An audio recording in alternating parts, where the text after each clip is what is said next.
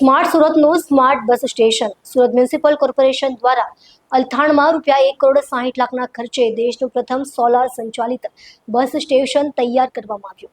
Solar city સુરતનો smart bus station project સમગ્ર દેશ માટે રોલ મોડેલ વાઈફાઈ, ચાર્જિંગ અને લાઇટિંગ જેવી સુવિધાઓથી સજ્જ હાઈટેક ઇલેક્ટ્રિક બસ સ્ટેન્ડ, વાર્ષિક 1 લાખ વીજ યુનિટ વીજ ઉત્પાદન અને ₹6,56,000ની વીજ બચત સાથે સુરતનું રાષ્ટ્રવ્યાપી ગ્રીન પરિવહન તરફ ઝડપી પ્રયાણ.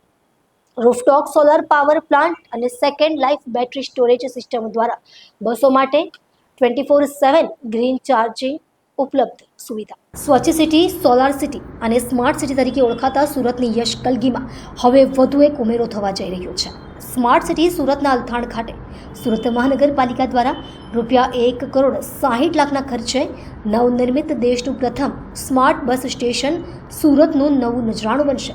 100 કિલોવોટ ક્ષમતાનો રૂફટોપ સોલાર પ્લાન્ટ સમગ્ર દેશ માટે પ્રોત્સાહન અને આકર્ષણનું કેન્દ્ર બનશે.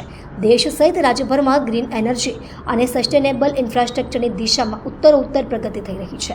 ત્યારે સુરત મહાનગરપાલિકા અને જર્મન સંસ્થા GIZના સહયોગથી તૈયાર થયેલ આ પ્રોજેક્ટ હેઠળ રૂફટોપ સોલાર પાવર પ્લાન્ટ અને second life battery storage system દ્વારા બસો માટે 24/7 ગ્રીન ચાર્જિંગ સુવિધા સાથે વાઈફાઈ અને લાઇટિંગ જેવી સુવિધાઓ પણ ઉપલબ્ધ થશે.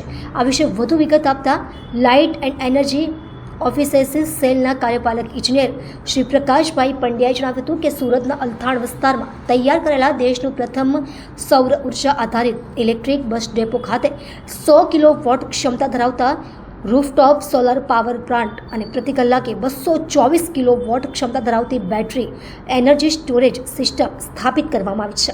અંદાજિત ₹1,60,60,00,000ના ખર્ચે બનેલો આ પ્રોજેક્ટ સંપૂર્ણ રીતે જર્મન સહાય સંસ્થા GIZના સહકારથી અમલમાં મુકાયો છે.